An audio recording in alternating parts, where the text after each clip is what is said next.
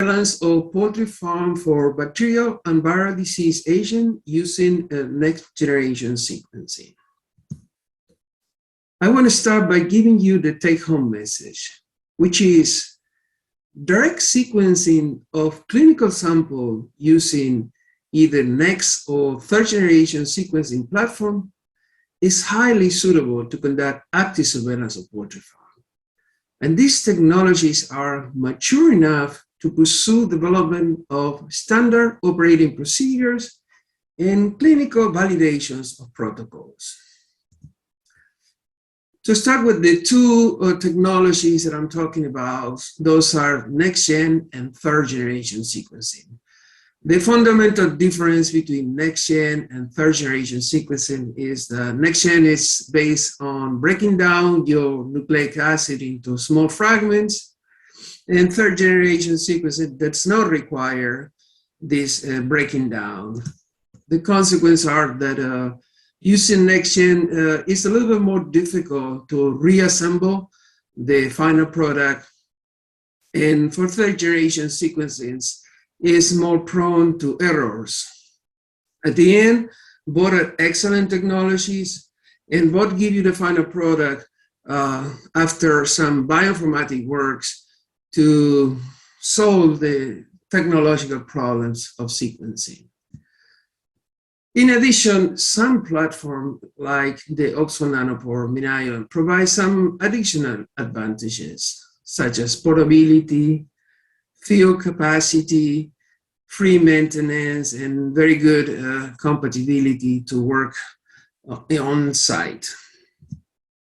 So I'm going to start with my first focus is the use of long-read targeted sequences for diagnostics, which will be mainly based on the Oxford Nanopore MinION platform.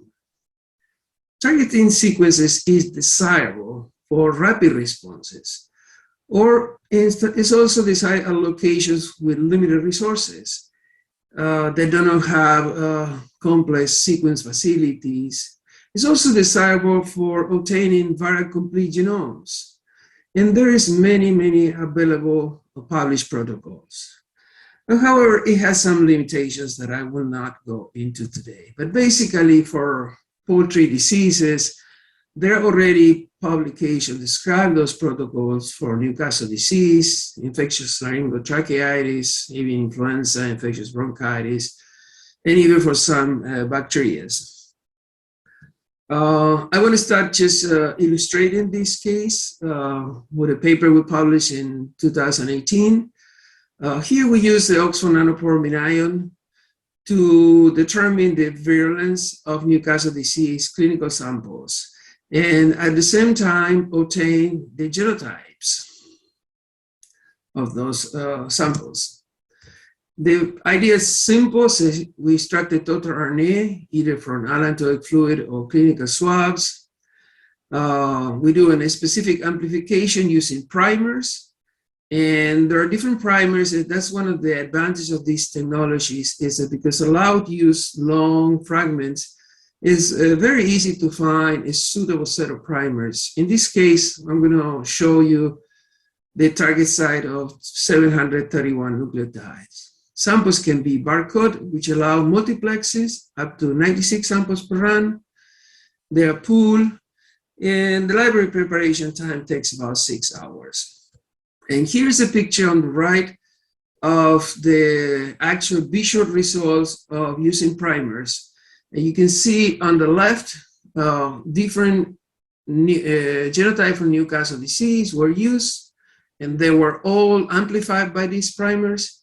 And the negatives control are different paramyxoviruses from 2 to 13, and they were all negative. So this talk about specificity. And then when the sample is sequenced, the advantage is obtaining results very fast. You can see here in 10-minute run, about 6,000 reads were already base call and ready to use. In 71 minutes, there were 42,000 samples that were already base call where information can be obtained. In terms of limited of detections, The limits of detection turn out to be almost as good, or in some cases as good, a real-time PCR. For example, for the matrix test for the Lasota gene, it was compared the same egg infectious doses using the MinION that the matrix test. Same for the fusion for virulent. In this case, it was a little bit higher using the MinION than the infectious doses. But overall, the technique is sensitive. We also wanted to test accuracy and repeatability after the samples are pooling. And you can see here the results is on the left, but you cannot see the details of 2 runs with the MinION, one pulling 6 samples, another pulling 33 samples, compared to the same sample in a MiSeq. And you can see here, green and red, MinION versus MiSeq. In most cases, the sample is 100% identical, to the point that in phylogenetic trees, they always locate at the same position. So this indicates that all across the tree, samples of different genotypes could be phylogenetically studied using this approach. We also look at clinical swabs from the field and compare the MiSeq technology to the MinION technology.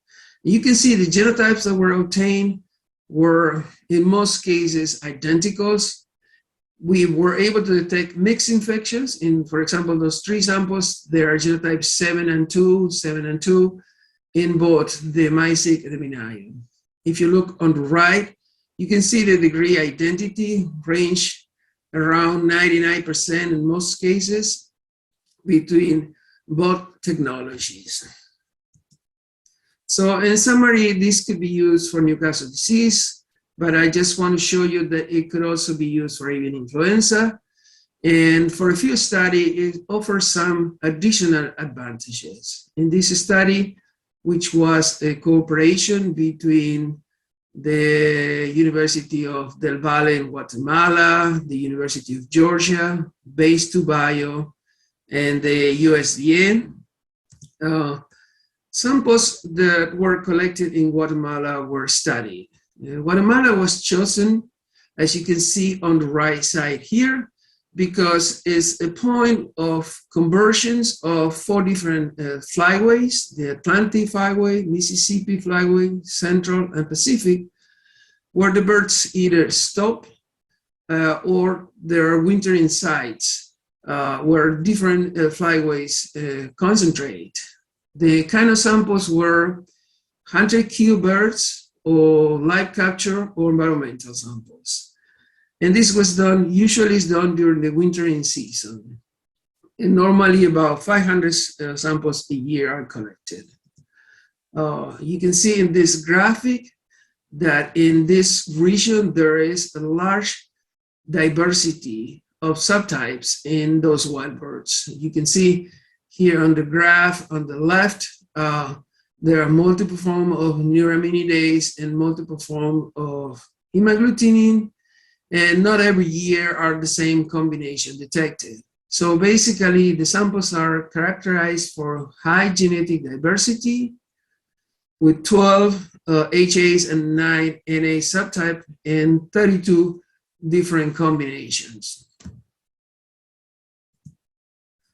In terms of the technology or the technique used for detection, samples are always collected by swabs, but then there are 2 different approaches. One is the classical approach of inoculating eggs for amplifications, followed by real-time PCR and real-time PCR. The problem with this approach is that SPF egg availability is not always possible, especially in Guatemala. And if the samples are going to be transported, there is problem of cold chain and regulatory issues transporting the sample to another country. So the idea was to determine if swabs could be amplified directly and then sequenced. So this work focuses on comparing the sequences done with Illumina and MinION on swabs that were sequenced directly with no SPF amplification. First is a comparison of the classical viral isolation in eggs versus swabs on the right. And the number of samples were 74 samples that were determined to be positive by real-time PCR. As you can see here on the virus isolation, there were 21 positive samples. If you compare on the right with the swab followed by NGS, there were 29 positive samples. If you look at the combination, HAs and NX, 40 combinations. In this case, we detected 16 combinations. The most prevalent was the H14, but using this approach, the most prevalent was an H5 because many H5 were not detected here. So the number of complete genome obviously was higher when you do virus isolation, but overall you get more diversity, you get more new sequences and sequences that were MiSe using virus isolation. So this exposed the problem of just using a system based on virus growth to detect viruses. In terms of what was used to compare Illumina versus MinION, basically we took 10 random samples that were previously screened, and then the sample was split, and in both cases was amplified by PCR. The only difference is that some different type of primers were used for the MinION and the sequencing. And here you can see the results of the MinION direct sequencing, in which 9 out of 10 complete genomes were obtained. Here it is the number of sequence fragments on the right side. You can see the MinION, 9 out of 10 genomes were completed. Another difference between the MinION and the Illumina is, again, the MinION was able to detect different subtypes that were not detected with the Illumina. But, when we compare the quality of the sequence side by side, MinION versus Illumina, you can see in this graphic how the identities were always above 99%. In summary, direct sequencing of swab using targeted NGS on the MinION platform result in more avian influenza virus gene combinations, some of which were not captured by previous virus isolation in eggs. 8 H5 avian influenza isolate were identified that were otherwise missed using viral isolation in eggs. Despite the some minor difference in the detected segment, both NGS and platform were comparable in terms of output. At the moment, Guatemala is moving forward implementing this platform locally to avoid the problems of transporting samples. The second focus of this talk is the use of hypothesis-free sequence for diagnostics, what we can also call untargeted sequencing. Here, I will try to demonstrate that untargeted direct sequence of clinical samples can be performed, and it can perform at a reasonable cost with high efficiency, and it can be used for active or passive surveillance. Basically, when we talk about targeted diagnostics, the standard procedures are based on preliminary data, which leads to pathology, isolation, and growth of the agents, antibody-antigen-based tests like histochemistry, some biological tests, agglutination assays, PCR-based assays, and sequencing, which is usually not done at the beginning.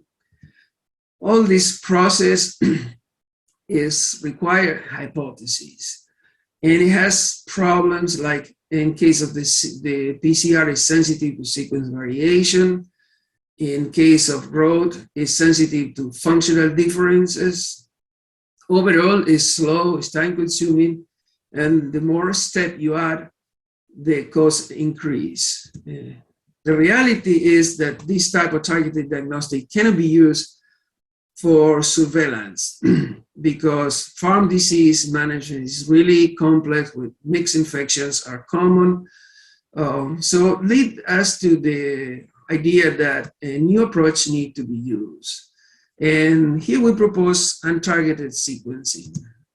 Basically, it's also called agnostic diagnostics because it's a no hypothesis universal method of diagnostics.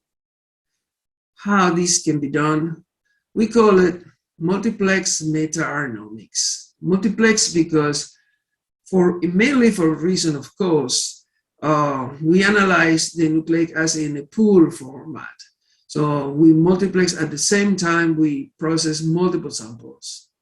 Meta because it's random, it's comprehensive, it covers everything. And RNA-nomic because it's based on total RNA. Total RNA include transcriptomics as well as RNA genomics.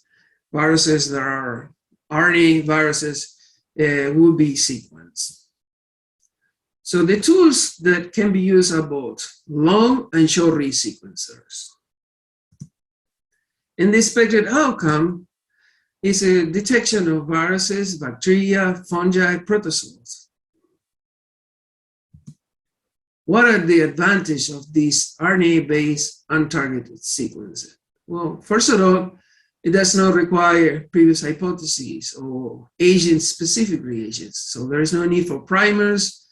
There's no need to know what to look for. The other advantage is because RNA is produced by viruses, bacteria, fungi, and protozoa. So this approach is likely to represent the functional profile of the host microbial community. It provides genotyping, and genomic variant information which may be relevant to clinical diagnostics. It's also, because it's random, provides a semi-quantitative representation of the agent present in the sample. It allows diagnostic without having to propagate the agent, as shown before.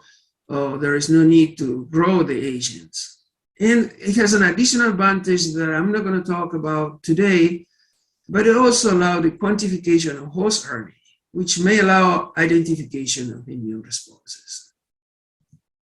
So I'm going to start with a case study. This was done, was published, when we decided to use in order to obtain complete genome, random sequences of small RNA viruses.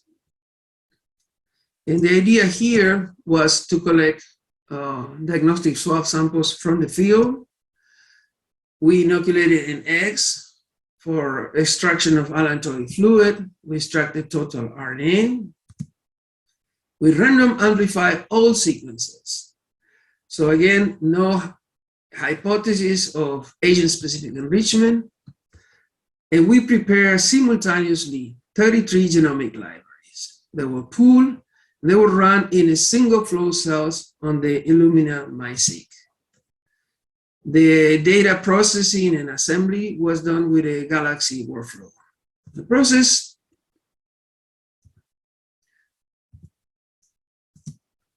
The result was that the untargeted NGS revealed to us complex infections in the clinical cells. And this was, for us at the moment, was an eye-opening discovery because we knew that we have APMB1, which is Newcastle disease viruses, but we didn't know is that in a large number of samples there were mixed infections. For example, in red are the samples that contain influenza and Newcastle. In pink here there was a bacteria that is known to carry antibiotic-resistant genes, and the antibiotic-resistant genes were correlated with what was being used at the field. In green, you can see infectious or infectious bronchitis combined with Newcastle disease, and in some cases, there were 3 agents in the same samples. In summary, it was effective because in a single run, we obtained complete genomes from 28 avian-paramyxovirus, 1 APMB13, 4 avian influenza virus, and 2 infectious bronchitis viruses, and all as unexpected co-infection. In terms of the avian paramyxovirus genomes, they had a 99.6% mean coverage, so it was almost complete genomes.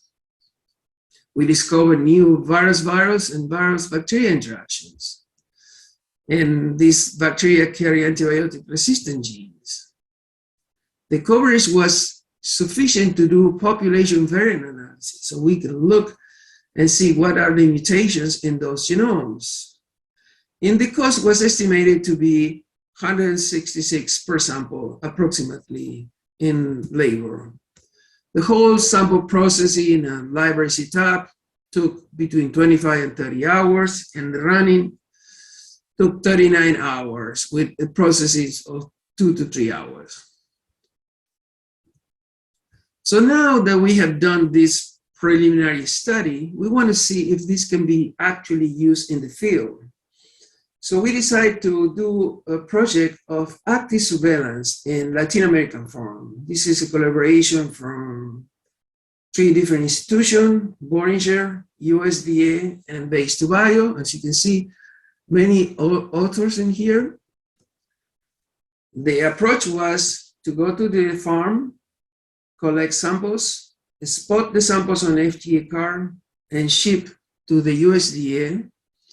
In the USDA, the RNA is extracted, and they are sequenced with an Illumina MiSeq, and they're run 48 samples together in one single run.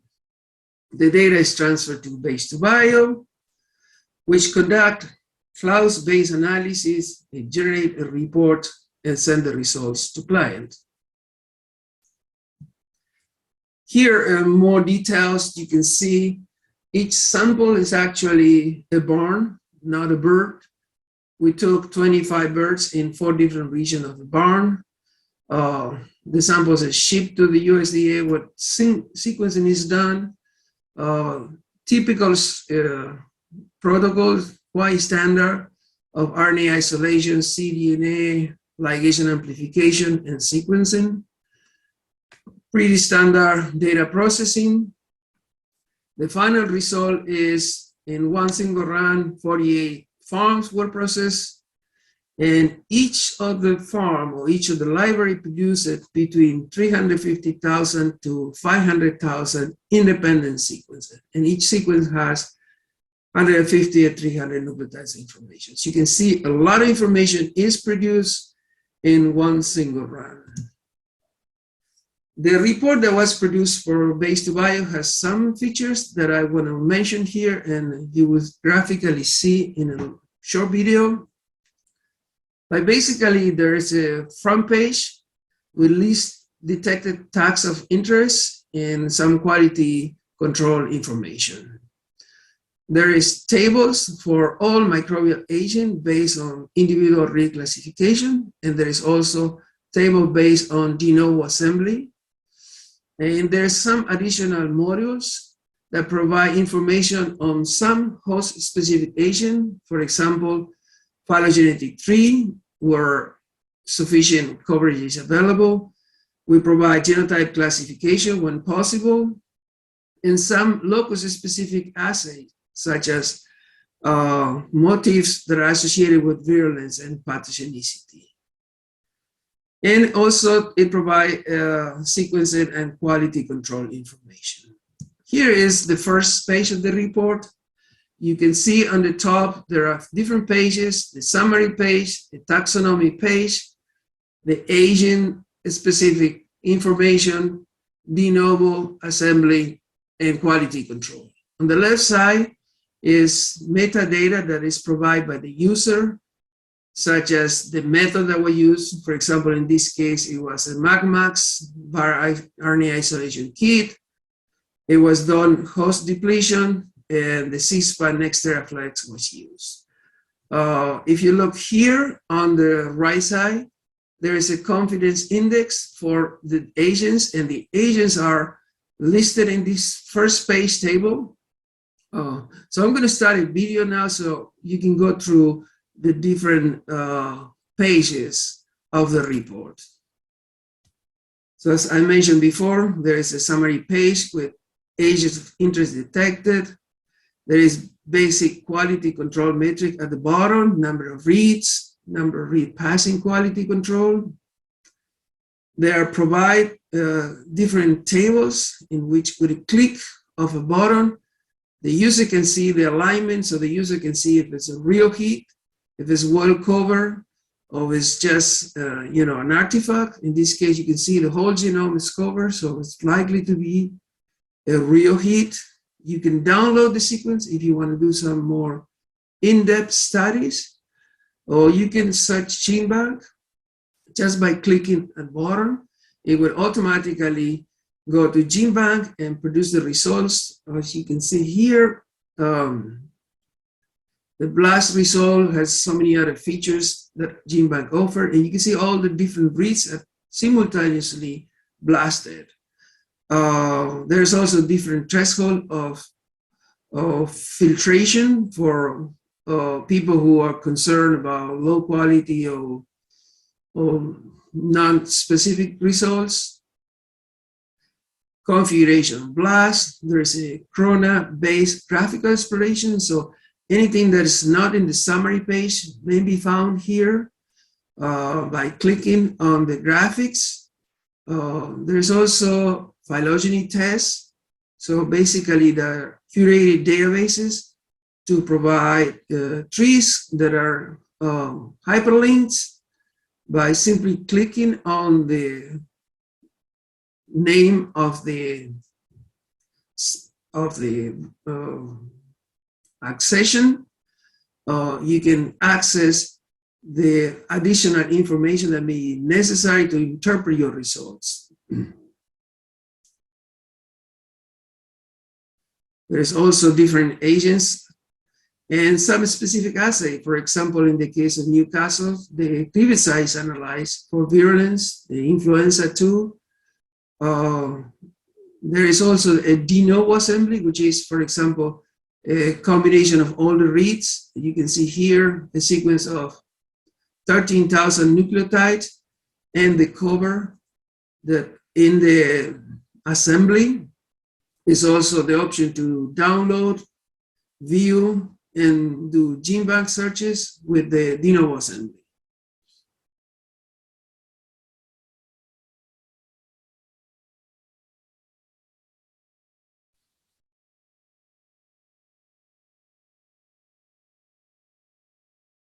And finally, there is quality control information. Everybody wants to know if results are backed up by good quality reads, good quality sequences. So you can go to the last page and obtain metrics for the pipeline performance. So in terms of results, we sampled 8 different countries, mainly from Mexico, but the technique worked in other countries as well. We took different type of sample, respiratory, immunological, such as spleen, cloacals, and then some mixed samples. A total of 785 clinical samples from commercial poultry were collected and analyzed using this untargeted short-read NGS. And when we multiplex 48 samples as planned, they cost around between $200 and $300 per samples. And $50 is what costs per data analysis. Let's look more in detail in terms of results. As you can see here in this table, If you separate by type of samples, you can see that we detected some viruses that are very common, like Cincinnati virus and coronavirus, which is used as a live vaccine. Some other viruses that are not as common, that are more tissue specific, as a PMB, influenza tend to be more respiratory, rotavirus tend to be in different tissues, metapneumoviruses tend to be more respiratory. We also detected DNA viruses. You can see many DNA viruses were detected in the different samples, not as abundant RNA viruses, but also detected in different samples. And of course, bacteria. The number of bacteria, there is some that are present on almost every samples, and some that are just more rare, such as Mycoplasma, Salmonella, etc. As a result of this project, we obtained 33 complete genomes of infection bronchitis virus. And I would say this was only with the samples from Mexico. So out of 275 field samples, we obtained 33 complete genomes. This sequence is clustered into different lineages from genotype 1, 3, 9, 13, and 17, and were regionally distributed in different parts of Mexico. We were able to detect mutations, substitution, insertion, and deletions, all in the S1 hypervariable region across all 5 lineages. So including residues that are critical for viral attachment. And we also were able to detect interlineage recombination events. And this final slide, whether this active surveillance is justifiable, I think is best represented in this graphic. You can see here the number of avian viral agent detected and the number of samples. So pretty much, if you look at here, 2 agents were detected in about half of the samples used. And there were samples that contained 3 to 7 or more agents.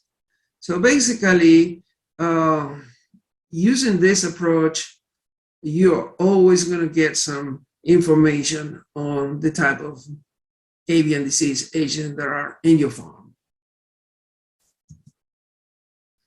Now, there is an interest for using long-read platform as well, because the MinION sequences, as I mentioned before, has capacity for on-site sequencing. It also has a lower cost for lower number of samples. So what we decided to do is compare this untargeted sequence with 2 different platforms, the Illumina and the MinION.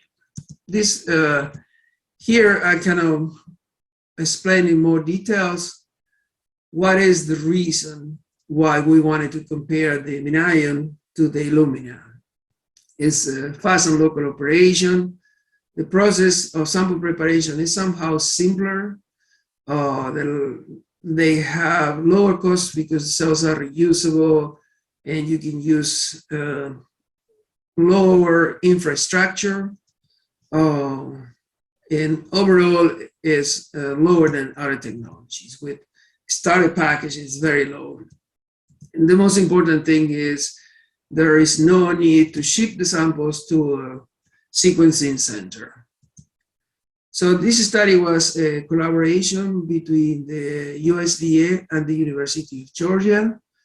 And here we did again agnostic diagnostic sequences or total RNA for detection of chicken respiratory pathogen in clinical swabs. We follow the standard procedure for sample preparation, starting from total RNA, make cDNA, tailing, adapter ligation, and barcoding to run either 12 or 24 samples at the same time, and then we do the sequencing. The data analysis was done with the same platform, the Base2Bio automated platform, and And here are some of the results. One of the things that we looked was relative quantification of agent, and what is the correlation between the abundance of reads between the Illumina MiSeq and the MinION runs. And you can see the trend lines here show a positive correlation with an R of 0.895 for different agents. You can see in this table we had viruses, Newcastle disease, as well as bacteria, Borrelia, Campilo, infectious bronchitis, influenza, and mycoplasma. Of course, this table could have been much bigger, but we just pick up a series of agents of importance. In terms of sensitivity, we again compare the MinION read versus real-time PCR, and you can see here the correlation curves between CT values and abundance of read detected. The R is 0.86. And in the table, you can see the CT values of the samples compared to the number of read. And you can see an 8-hour run, pretty much all the samples that were positive by real-time PCR were positive with the MinION. By number of read and also by number of K-mers. And also at 1 hour, most of the samples were positive. Compared with the MiSeq, the same samples, the main difference between the MiSeq and the MinION is that the MiSeq, as known already, produce a much larger output, so much number of reads to confirm the results. You can see here on the right the number of reads and also the number of K-mers. This is influenza. We did the same for infectious bronchitis. Again, samples that were detected by real-time PCR were detected at 8 hours, and in this case at 1 hour by the run with the Illumina, with the MinION, and also detected with the Illumina. So in summary, both techniques work fine. The only difference is the number of reads that you obtain when you do a MiSeq versus a MinION. In terms of cost, both are comparable. This was estimated of cost of reagents, either running at 24 samples, which is around $2,000 with a MinION or the MiSeq. And the cost per samples is around $100 per sample. So the big question is here, can we use untargeted NGS diagnostic for clinical use? And the aspect that need to be considered, just illustrated here, one is reproducibility, and reproducibility really depend on having standard operating procedures. From sample collection to data analysis, this reproducibility can be achieved, provided that there are standard operating procedures and standard reagents. Results would be reproducible. The other aspect is robustness. I mean, today when we do classical diagnostic, we do multiple tests, we use negative controls. All this is not an issue when you do sequencing. Sequencing provides high sensitivity, provide excellent specificity. We can even recognize variants and mutants and mixed infections.